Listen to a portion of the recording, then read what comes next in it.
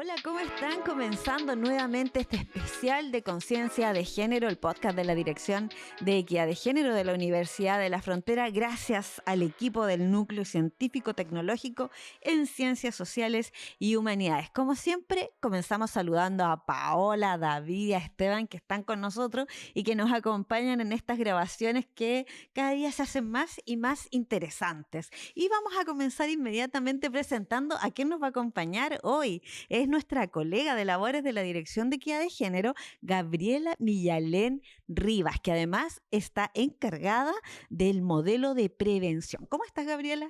Hola Alejandra, muy bien. Qué Contenta bueno. por esta instancia. ¿Cierto? Sí. Hemos hecho mucho y ayer nos aplaudíamos porque estuvimos conversando con Giselle y Sebastián, que también son compañeros nuestros, y estuvimos en una entretenidísima conversación sobre masculinidades. Y para continuar con esa temática, hoy día también vamos a presentar a nuestro invitado, que ya es parte de la casa y fue parte de nuestro equipo también, el doctor Óscar Gabriel Vivallo Urra, que hoy está en el Instituto de Desarrollo Local y Regional IDER. Muchísimas gracias, Alejandra, Gabriela, yo contento de reencontrarme de nuevo con ustedes acá en este espacio.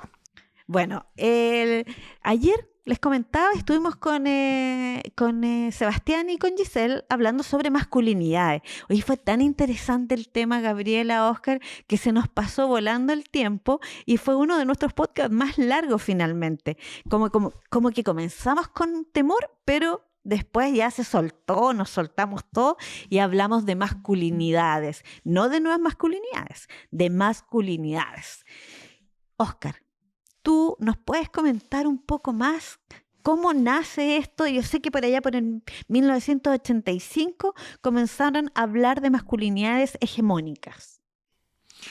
Sí, bueno, tiene que ver también con un cuestionamiento a las relaciones de género que viene de los movimientos feministas y también tanto desde la ciencia, de las ciencias sociales, que empiezan a hablar sobre las relaciones, a poner como centro de atención de la investigación y de la teorización científica, también filosófica, el tema de las relaciones de género y de cómo se constituían también estas relaciones en la sociedad.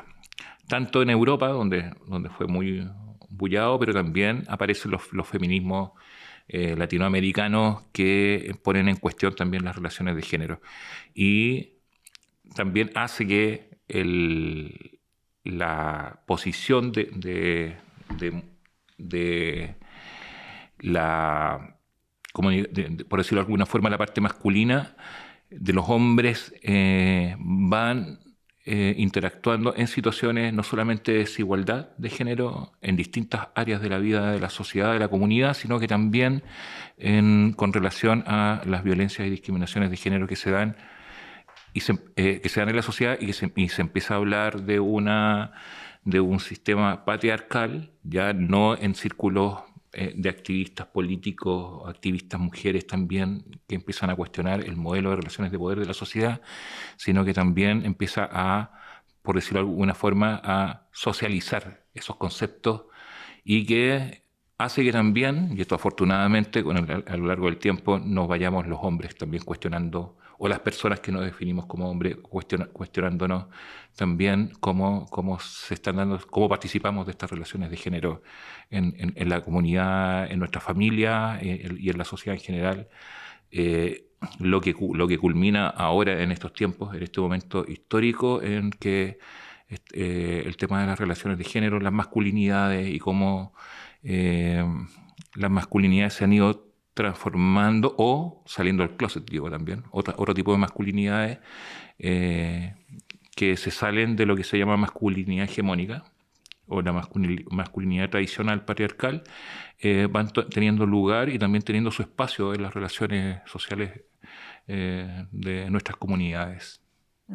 Sí, es como hoy día estamos más catedráticos. Estamos más académicos. Nos vamos a ir soltando de a poco, queridos auditores de este podcast Conciencia de Género. Masculinidad hegemónica versus, podríamos decir, masculinidades igualitarias o democráticas. ¿Estaría bien eso, Óscar? Sí, es una forma de verlo, es una forma de verlo. Hay otras formas también de ver la relación que se da entre otras formas de masculinidad con relación a esta masculinidad hegemónica, heteronormativa, ya muy binaria, en el sentido que hay, están en Muy términos estereotipada, muy además. estereotipada, o sea, con una identidad de género hombre, con una orientación sexoafectiva heterosexual, con una expresión de género muy masculina, ¿ya? Y bastante como normada en términos de, me refiero a expresión de género desde las formas de vestir, los gustos, las formas gestuales que debiesen, según este criterio tradicional, expresar los hombres, y también muy asociado a las características sexuales físicas del hombre, tener pene, tener ciertas características sexuales secundarias, como se nos enseñan. Es una postura bien cisgénera, o sea, es decir, que se define la identidad de género en función de la expresión genética y anatómica fisiológica del Hombre o mujer. hombre. Y la mujer usa falda y el hombre usa pantalón. Exactamente, Eso es como eso en aterrizar términos de el... expresión de género, claro. Y en términos también, obviamente, de la orientación sexual o sexoafectiva, porque no solamente esto es atracción sexual hacia otra persona, sino que también están los afectos, las emociones, el enamoramiento, por ejemplo. Que en una masculinidad hegemónica se basa, o sea, está básicamente definido que tiene que ser heterosexual, o sea, a los hombres definitivamente y bajo ninguna otra excepción tienen que gustarnos las mujeres. Entonces, en términos de la orientación sexual. Lo que, eh, lo que ha sido un poco deconstruido por los enfoques de género también, en el sentido de que separó, afortunadamente, en todo este análisis que hacen muchas, preferentemente mujeres muy teóricas, donde separan el tema de la identidad de género, en este caso, por ejemplo, la identidad masculina, ¿ya? De esta tradicional relación entre identidad y la orientación sexual. Hay hombres que se definen como hombres que son homosexuales y no son, en términos así, por decirlo de alguna forma, ni más ni menos hombres que los otros, sino que es otro tipo de masculinidad, o también la persona que se define en términos de identidad de género como hombre, que puede tener una orientación bisexual o tener incluso una expresión de género, ya no la orientación sexual, sino que la expresión de género más femenina también, ¿ya? Que también se puede definir como hombre. En el fondo, la identidad masculina, la identidad de ser hombre, tiene que ver cómo tú te defines a ti mismo o a ti misma, y no tiene que ver con las categorías que te puedan imponer, aunque sabemos que todas las identidades, no solamente las de género u otras, surgen y se desarrollan en contacto con otras personas en la socialización. Recordemos que también que el autoconcepto y la autoimagen también tienen que ver con cómo nos vemos reflejados en la respuesta que nos dan las demás personas a nuestros comportamientos, y en este caso es género. Muy interesante eso, Gabriela. ¿Y qué te parece en una universidad donde estamos comenzando a instalar estos nuevos conceptos de masculinidades? Ya no hablamos de nuevas masculinidades porque hay algunos teóricos que dicen de que hablar de nuevas masculinidades es como una moda. Por eso hoy solo se hablaría de masculinidades. Bueno, desde la dirección, desde la instalación, ha sido un desafío instalar el tema de masculinidades dentro de la universidad. Y bueno, y cuando Óscar formó parte de nuestro equipo, nosotros nos planteamos realizar acciones en conjuntos también para crear dentro de la universidad también espacios de reflexión que fueran críticos, de carácter individual, de carácter grupal, en donde los hombres de la universidad también tuvieran el espacio para poder hablar respecto a sus vivencias y la expresión de la propia masculinidad. Y a raíz de esto también ir cuestionando estos conceptos que tú nos señalas, porque las masculinidades son temas que están en estudio en la actualidad, ¿ya? Y por lo mismo también nos encontramos frente a distintas definiciones, distintos enfoques que se pueden ir planteando, pero todos ellos forman parte de una construcción social de la cual también todos nosotros formamos parte, porque tiene que ver... con una construcción social a partir de la cual está dada a partir de situaciones de desigualdad, de discriminación, en donde también está presente la violencia de género y en donde también las oportunidades personales y colectivas han sido diferentes tanto para hombres como para mujeres o para las personas que forman parte de las disidencias o diversidades sexuales. Entonces, por lo tanto, también dentro de ese punto, lo más importante es tener en consideración siempre la dignidad de las personas, la valoración dentro de esta construcción y generar espacios de reflexión. Por lo tanto, me gustaría centrarme en la oportunidad que tuvimos de generar estos espacios dentro de la universidad, de llevar estos temas a distintos estamentos, porque fuimos capaces de llegar a estudiantes, a funcionarios, académicos, y dentro de ellos también habían visiones que se repetían o que eran iguales también y que tienen que ver con este modelo de construcción social en el cual cada uno de nosotros se ha formado. En ellos también se proponía un espacio de reflexión crítica en los cuales se proponía, por ejemplo, que ser hombre. Claro, y dentro de eso, por ejemplo, algunas de las respuestas que habían era que tiene que ver con la forma de ser o actuar de una forma determinada que se enseña a través de la crianza, a través de la socialización, o tiene que ver cómo yo me relaciono con los demás, como por ejemplo ser el proveedor de la familia o ser el protector, qué es lo que se espera de mí por el hecho de ser hombre. ¿Ya? Y este concepto de masculinidad también se refleja en la idea de amor romántico, por ejemplo, el ser caballeresco, ¿ya? Con las personas. Y cómo también este amor romántico muchas veces también se desencadena en relaciones tóxicas a raíz también de esta misma construcción social, a través de lo que nos vamos formando, por ejemplo, lo que escuchamos en los cuentos cuando somos pequeñas, que viene este príncipe y que nos va a salvar. O en las películas también, en la ese cultura tipo. pop, como Claro, le digo yo. exactamente, como tú lo señalas, Alejandra, la cultura pop. En el fondo son todas estas características que tienen que ver como el ser fuerte, el no expresar los sentimientos, porque eso se considera una vulnerabilidad, ser vulnerable, ser débil, y son conceptos que se asocian también con la forma tradicional de masculinidades. A mí, creo yo, Oscar, no sé cuál es tu opinión, pero siento que de alguna manera esta estructura social le ha hecho mucho daño a las generaciones, tanto de niñas como de niños, porque las estructuras que nos imponen, por ejemplo, en una masculinidad hegemónica, esto de que los niños tienen que vestirse de azul cuando nacen y las niñas de rosado. No hay una posibilidad de que uno le pueda colocar Era impensado hace 20 años atrás Claro. vestir a un niño o permitirle a un niño que fuera al supermercado y eligiera un juguete relacionado más a la maternidad, por ejemplo, una muñeca. O una niña que prefiriera un auto o una pelota. Entonces, están estas masculinidades hegemónicas, pero también esto afecta a la relación que tienen con las feminidades. ¿Qué es lo que es ser femenino? ¿Qué es lo que es ser masculino? Yo creo que tiene que ver con un poco como lo dice Gabriela Miyalén Rivas, en el sentido de que es una construcción social esto de que es lo femenino y lo masculino. Ya, hay cosas que vienen también de temas más que tienen que ver con las distintas mitologías antiguas de qué es lo femenino y lo femenino asociado a crear vida, a lo creativo, y lo masculino a la fuerza, etcétera, que son dependiendo de las culturas.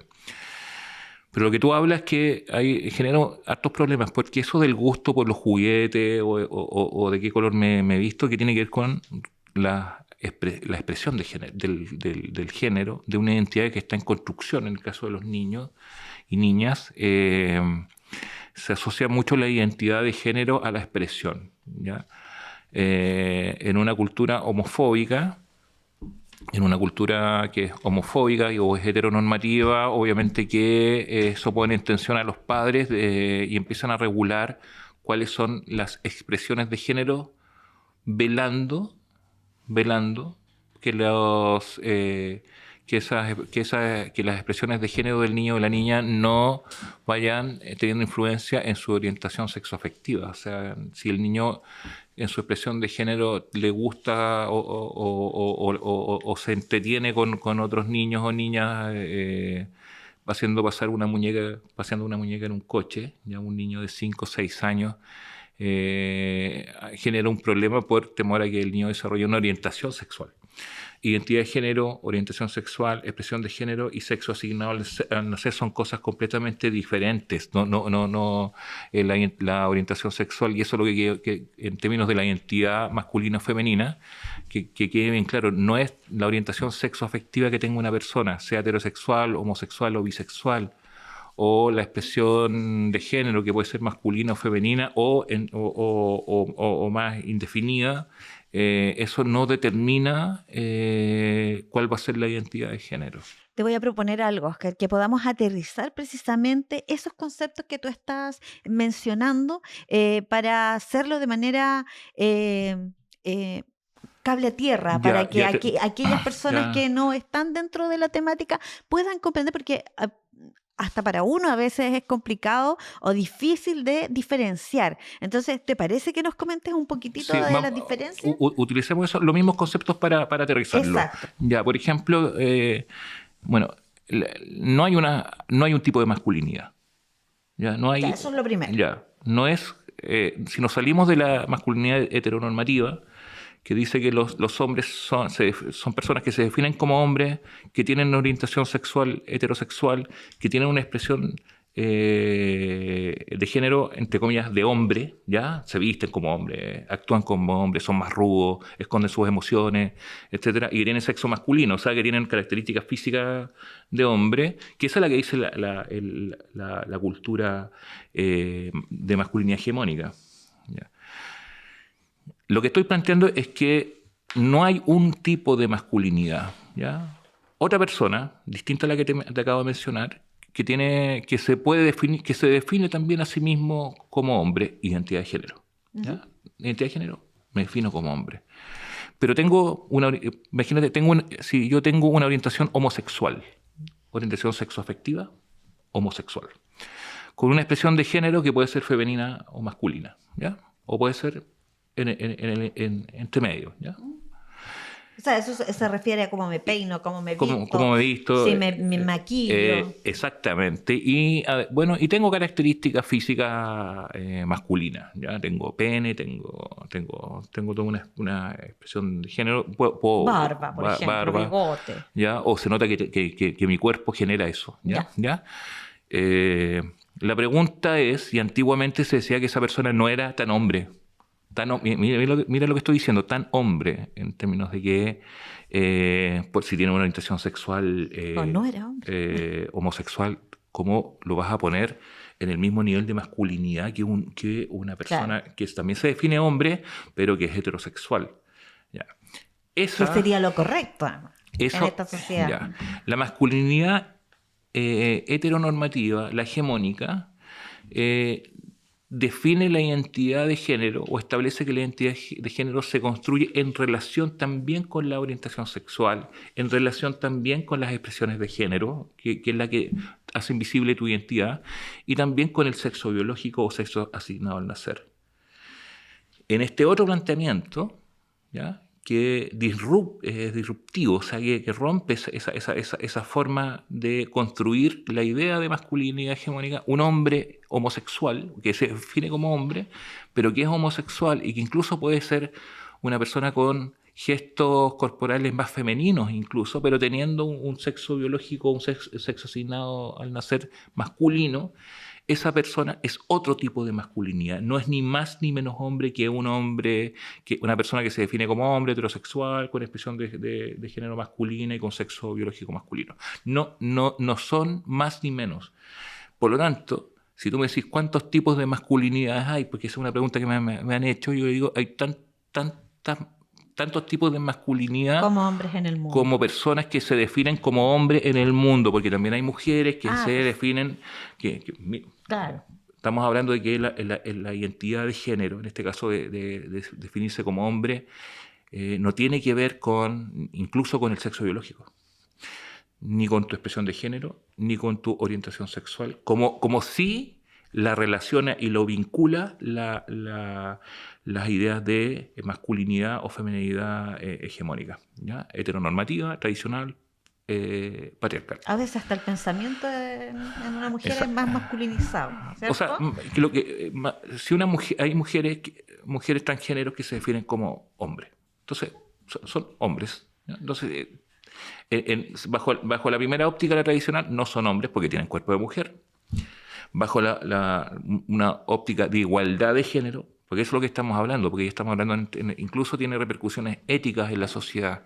Esa persona tiene, como cualquier persona, define su identidad de género, entendiendo que la identidad de género solamente tú eres la que te defines como tal y no otra persona que te va a venir a definir, ¿ya? Y que no se relaciona, además, no se relaciona con esa autodefinición con que si te gustan los hombres o las mujeres o otras personas, o eres bisexual, que si te gusta usar pantalones o faldas, ¿ya? O tener gustos, entre comillas, definidos por la cultura como más femenino o masculino, ni tampoco tiene que ver con tu fisiología, tu fisioanatomía, o sea, de tu cuerpo. Es una autodefinición, ¿ya? Separa la autodefinición de la orientación sexual, la expresión de género y también del sexo asignado al nacer. O sea que esto del autoconocimiento, Gabriela, es como súper importante también para poderse definir uno individualmente, más que la colectividad misma, ¿cierto? Y respecto a eso mismo, en el enfoque de género en la UFRO, ¿cómo se han dado las oportunidades ahí? ¿Se ven amenazas? ¿Se sienten amenazados nuestros colegas de los diferentes estamentos? ¿Cómo ves tú que se toma esto de las masculinidades cuando se hacen los cursos, por ejemplo, o los talleres de masculinidad al interior de la Universidad de la Frontera? Buena pregunta. Me gusta cuando me dicen eso. Buena pregunta, pero me gustaría partir diciendo que en primer lugar siempre es una oportunidad. Siempre va a ser una oportunidad para tener una nueva perspectiva de lo que podría beneficiar a la mayoría.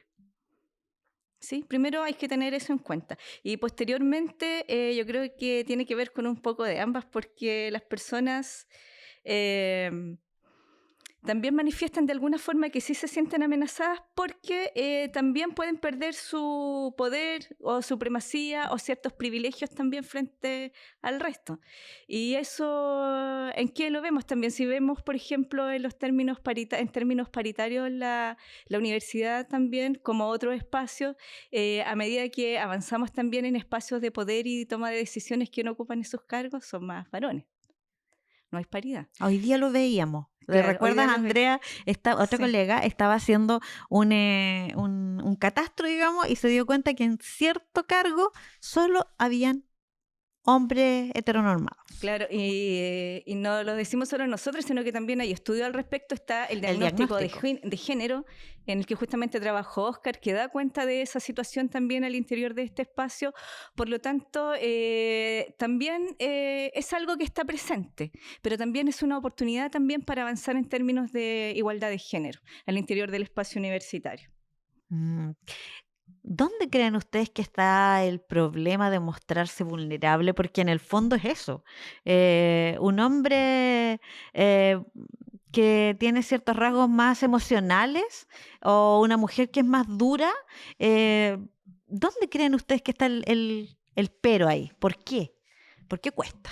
Bueno, eso cuesta porque eso está poscrito en base a reglas que son patriarcales, a partir de lo cual nos hemos formado. Y ahí también hay algo bien interesante que plantea Javier Vilaplana Ruiz, que es español, quien señala de que partiendo de que el hombre se hace, este es un proyecto genético, sí, pero sobre todo cultural e histórico, en términos que también plantea el filósofo Marina, el autor que pretende dejar constancia de que la masculinidad no es una forma de ser esencia universal, sino que es algo constante, sino tiene que ver con un fluir cambiante y susceptible de adoptar múltiples alternativas y formas. Pero esto es como siempre tener una guerra de los sexos, ¿no? Bueno, desde la prehistoria, Oscar.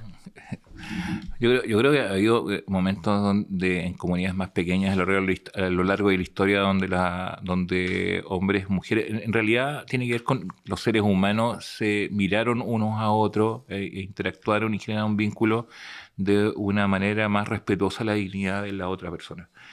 ¿En qué momento perdimos eso? Yo creo que tiene que ver con muchas cosas y sería, compadre, estaríamos todo de aquí hasta el fin de semana conversando sobre las distintas causas, sobre esto, pero básicamente tiene que ver con cómo se dan las relaciones. ¿Ya? Tú dices el hombre vulnerable, o también le llaman hombre deconstruido, no sé. ¿Ya?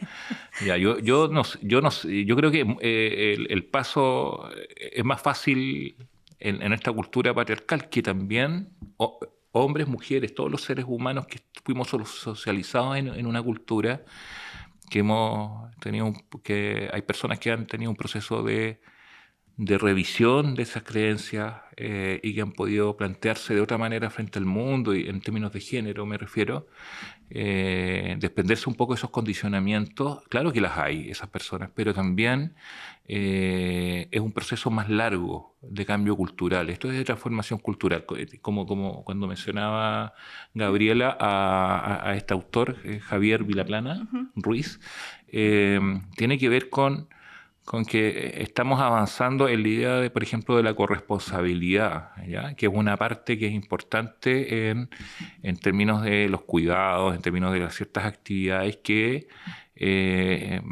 implica romper ciertos estereotipos de roles de género. Pero por otro lado está la idea de la masculinidad deconstruida, que también tiene otro derrotero, porque tiene que ver con a los hombres se nos socializa, y tanto por otros hombres como por otras mujeres, de que tenemos que ser fuertes, exitosos, que en términos de mostremos un cierto grado de poder, ¿ya? Y tenemos la idea de que el poder atrae a las mujeres, ¿ya? Y que eso implica que algunas partes de nosotros, que sí las tenemos porque somos todos seres humanos, obviamente, tenemos que ocultarlas, que tiene que ver con la expresión, no la vivencia, porque la vivencia la tenemos igual, sino que la expresión de la vulnerabilidad, y muchas emociones asociadas a eso, ¿ya? La tristeza, la pena, el emocionarse, el conmocionarse con algo, el sentir vergüenza, el sentir todas esas cosas que están asociadas a una expresión de debilidad, ¿ya? Eso nos cuesta mucho. Nos cuesta mucho porque tenemos la idea, en términos de nuestro autoconcepto y nuestra autoestima social, de que si nos mostramos esas otras facetas que, repito, siempre están en todo ser humano, pero en nuestra condición o en nuestro rol masculino de hombre, ¿ya? En esta sociedad binaria. En esta sociedad que yo creo que más, utilizando el concepto que dijo Gabriela, patriarcal, ¿ya? Nuestro valor social se va a reducir. Ojo, estamos hablando de una cultura donde lo masculino se construye con base en la negación de lo femenino. Entonces, lo que no es femenino, ¿ya? Es masculino, y lo que es muy masculino es más poder, ¿ya? Es más estatus social, ¿ya? Un sistema patriarcal va a tener, por lo tanto, una mirada en el ámbito de lo que es la cosa pública, la esfera pública, la idea de que somos los hombres los que tenemos que ocupar ese lugar. Y está tan naturalizado que, obviamente, que incluso para algunas mujeres, ¿ya? Y esto, hay discusiones serias con respecto a eso, es un poco molesto, les atrae esa idea también de los hombres así. Entonces, es un cambio cultural de todos. Por eso digo que es la relación, no es solamente una cosa de personas separadas, cada una, hombres y mujeres o seres humanos, que hacen un trabajo de introspección, se cuestionan, deconstruyen y cambian su forma de ver el tema de las relaciones de género. Son las mismas relaciones las que van a permitir que yo también sentir, por ejemplo, que con las mujeres, ¿ya? Y eso lo ve un adolescente, yo tengo un hijo adolescente, que si yo me expreso también mis sentimientos, no voy a ser rechazado. o no se van a burlar de mí. Y tener la experiencia de no ser rechazado y de ser acogido va a permitir también que yo incorpore en mi masculinidad la posibilidad social de mostrar cosas que en otra masculinidad no es bien valorado. Ser como uno quiere ser. Y yo tengo unas hipótesis respecto a eso, pero antes quiero queremos escuchar también a Gabriela, que nos quería añadir algo más a este análisis de Óscar. Sí, justamente muy de acuerdo con lo que plantea Óscar también, y junto con eso también una oportunidad que permite avanzar también en este tema de masculinidades es reconocer también esa situación de desventaja también en la que se encuentran las mujeres, en que se han encontrado las mujeres históricamente, y a partir de la cual han ido avanzando en derechos a lo largo del tiempo, y eso también implica, y este reconocimiento también implica de que las diferencias que existen no sean motivo ni de desigualdad ni de discriminación. Recordaba lo que tú planteabas delante cuando se originó esto en la prehistoria. Claro, y si vemos históricamente, esta también es una situación que se repite dentro de los distintos pueblos. Por ejemplo, si lo asociamos a lo que se vive acá, a lo que vivimos acá dentro de la cultura mapuche, bueno, yo soy mapuche y conozco cómo es la dinámica también dentro de una comunidad, cuando una pareja se casa, ¿quién es la que debe partir del lugar materno o del lugar donde vive? Es la mujer. La mujer es la que se debe trasladar a la comunidad donde vive el hombre, históricamente, dejando de lado todas sus redes de apoyo y llegar a insertarse a un lugar en donde hay personas que son desconocidas para ella. ¿Ya? Y también dentro de la misma cultura, también cuando un hombre se va a vivir a la comunidad de la mujer, también es mal visto dentro de ella. ¿Ya? Y también, bueno, hay otras situaciones también, los mismos mitos históricos también, las historias también dentro de la cultura, en donde quién es la que se debe sacrificar. Por ejemplo, en esta historia del volcán que está haciendo erupción, es la hija del cacique la que se debe sacrificar para que el volcán la hija virgen del cacique, porque ahí tenemos otro tema. Claro, para que se apacigüe, claro, y tiene que tener, exactamente, y tiene que tener esas características. ¿Ya? Claro. Entonces, si lo vemos en términos históricos, es algo que se repite también dentro de las distintas culturas y que tampoco está alejado de la realidad que tenemos acá dentro de nuestro territorio. En el fondo hemos evolucionado en algunas cosas y en otras nos hemos mantenido. ¿Y sabes por qué yo le decía esto de la prehistoria? Porque hace unos días leía un artículo que decía que no era tan cierto que las mujeres en la prehistoria se quedaran cuidando las cosechas y que el hombre era el que iba a cazar los animales y la mujer se quedaba en la cueva ahí aguardando el fuego, sino que se había descubierto que las mujeres también cazaban. Entonces, ¿en qué momento es que a las mujeres se les disminuye en sus capacidades, socialmente, digamos, porque tenemos las mismas capacidades? Claro, a lo mejor no las mismas herramientas, la misma fuerza, a lo mejor no somos capaces de cargar un saco de papa, por ejemplo, pero hay mujeres que sí. Bueno, si recordamos, por ejemplo, la época de la Revolución Industrial, por ejemplo, ahí trabajaba toda la familia. Trabajaban las mujeres, trabajaban los niños, trabajaban los hombres, trabajaban todos. Los adultos mayores. Los adultos mayores también, ¿ya? Y el dinero que él le recibía, la mujer, los niños recibían la mitad de la paga, ¿ya? Y el dinero lo administraba el hombre, ¿ya? Después, a medida que vamos avanzando, esa situación cambia, el hombre se transforma en el proveedor y la mujer se queda en el espacio privado del hogar, ¿ya? Entonces ahí vamos viendo cómo se va evolucionando a través de la historia y después cómo la mujer desde ese espacio privado tiene que salir al espacio público, y ahí recordamos los movimientos sociales a partir del cual, por ejemplo, se obtiene el derecho a voto.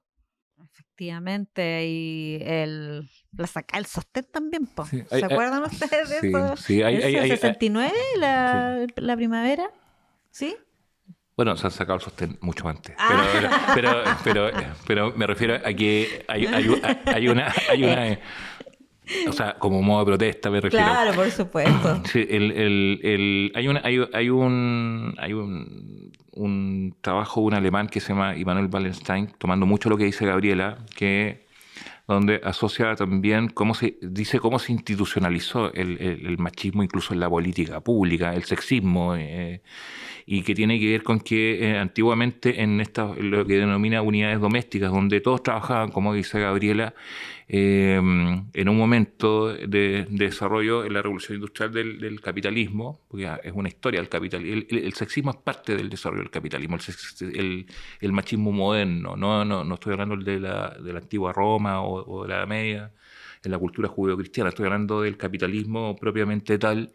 Con la revolución industrial empiezan a necesitar la fábrica Mano de obra. Que generalmente era bajo la idea de que el hombre tiene más fuerza física, empiezan a contratar hombres. Entonces esa estructura, esa unidad, utilizando el concepto de Wallenstein, que dice que en esa unidad donde trabajaban todos y todas, ¿ya?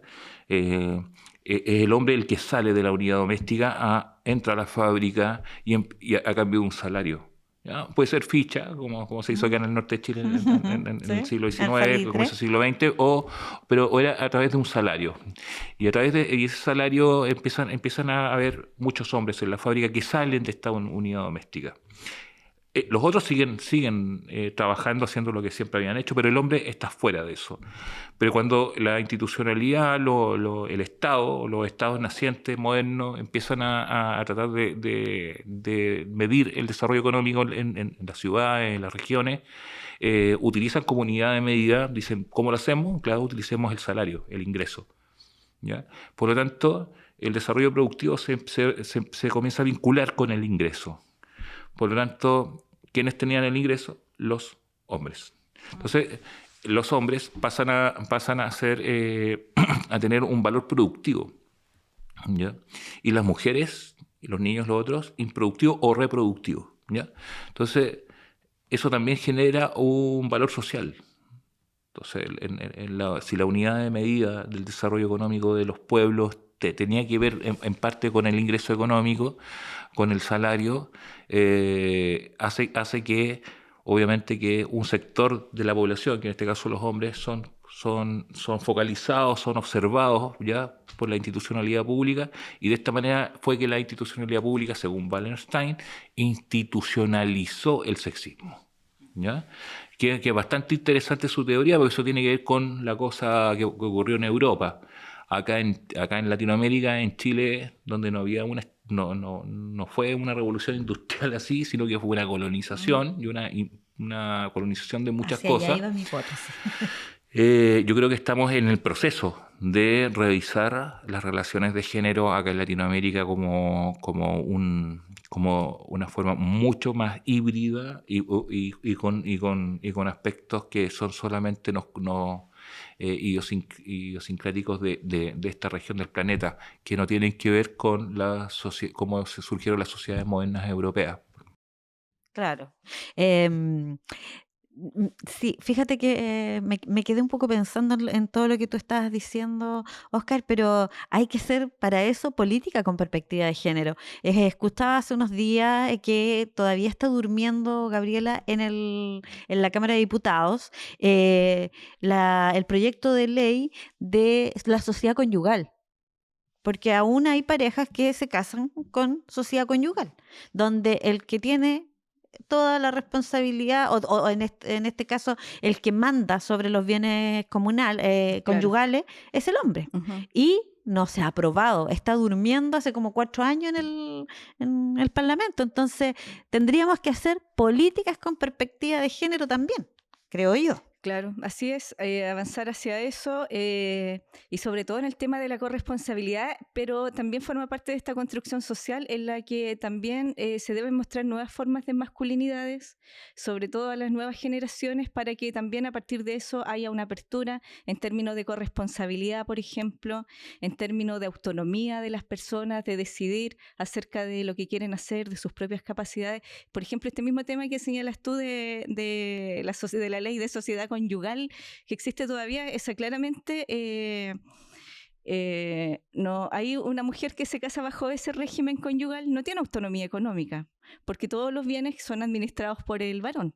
su A pareja. excepción del artículo 150. Claro, o hay otras situaciones también en que, por ejemplo, cuando se casan bajo ese régimen, las mujeres, por ejemplo, no pueden pedir una herencia o no pueden cobrar una herencia si no tienen la firma Exactamente. del hombre. O también. vender. Claro, exactamente. Vender. Entonces ahí también se está limitando la autonomía de las mujeres que están frente a esa situación. O hay muchas mujeres que se han separado, no tienen idea de su pareja de años y no pueden hacer uso de ese derecho justamente porque están limitadas por esta situación.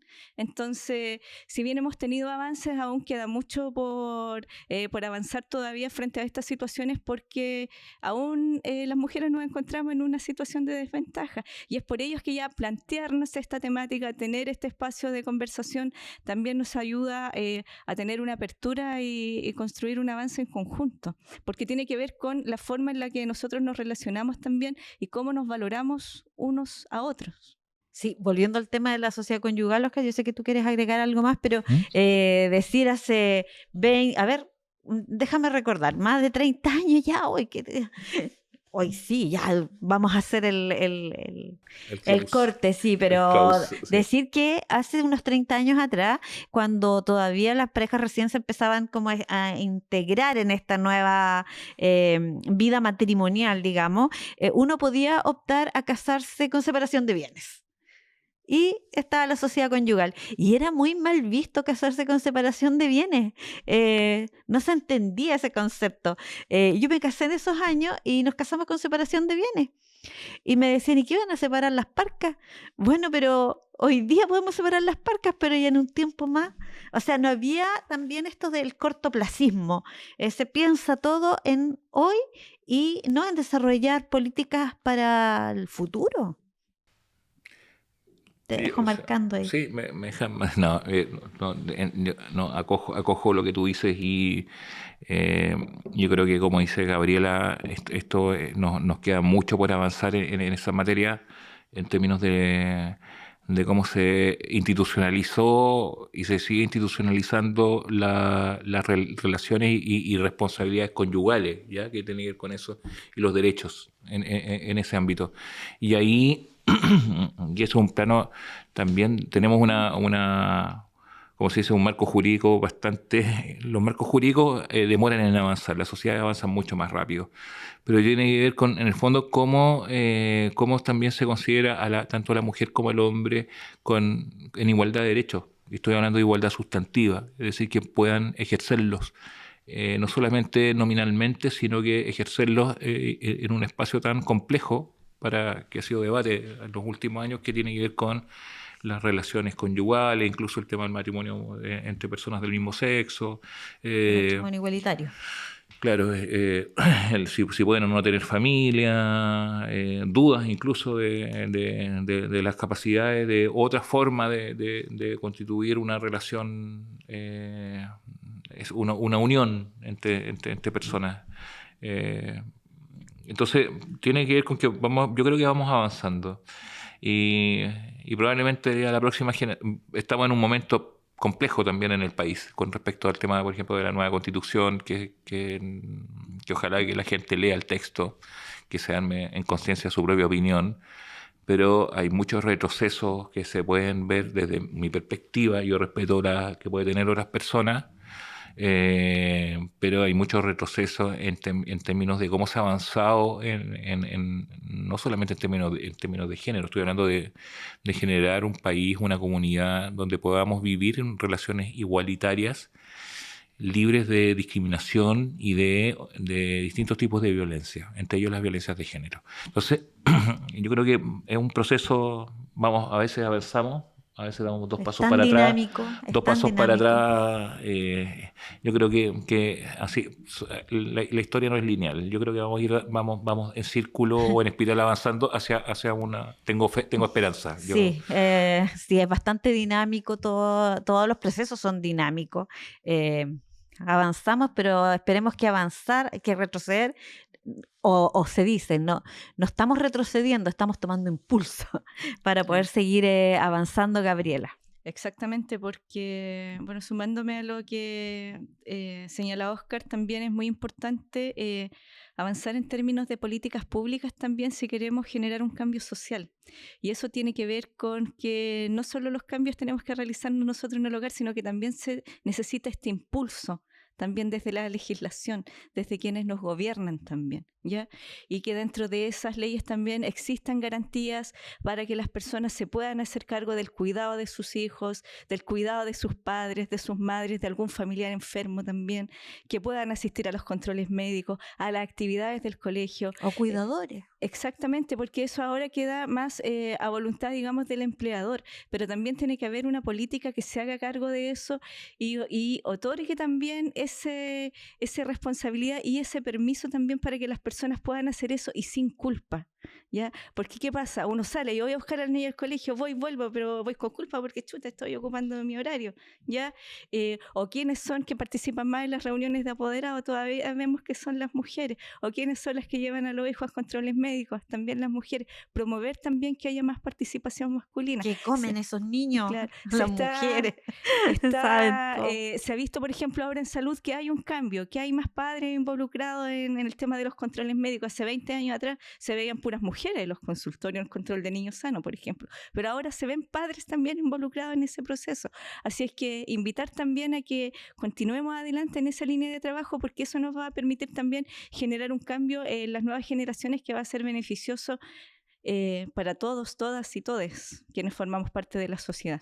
Así es, Gabriela, y ya vamos a estar conversando en un nuevo capítulo de Conciencia de Género sobre temas tan interesantes como esto. Es una buena manera de acercarnos también a auditores que de pronto no están dentro de la temática, y abrir esta posibilidad es un gran paso también desde la Dirección de Equidad de Género y del Núcleo Científico Tecnológico en Ciencias Sociales y Humanidades. Agradecer al director del núcleo también, Patricio, lo saludamos siempre, a nuestro rector, que siempre le ha puesto todas las fichas a la Dirección de Equidad de Género, al equipo que nos tiene que soportar grabando todos los días acá, Paola, David y Esteban, y falta la Vale, no está la Vale, pero ahí va a aparecer. Y bueno, Oscar, dejarte el minuto para que puedas manifestar un cierre a esta entretenida más que entretenida, es una conversación que deja algo. Y eso es lo bueno de este podcast Conciencia de Género. Bueno, primero felicitar este espacio a la Dirección de Equidad de Género de la Universidad de la Frontera. También a apoyar harto el trabajo que se hace en temas de masculinidad, la posibilidad de reunirse con personas que se definen como hombres en la universidad, poder seguir avanzando en eso, y a los hombres obviamente de la UFRO y bueno, y los que no son de otras partes, acercarse a esos temas. Yo creo que es muy bueno conversar esto, escuchar este podcast, ¿ya? Y los anteriores, que yo creo que también son muy formativos, no solamente para los que participamos en esto, sino que para cualquier persona que le interese también darse cuenta de que el género no es un tema de las mujeres, sino que es un tema de toda la comunidad, independientemente del sexo y de la identidad de género que tiene.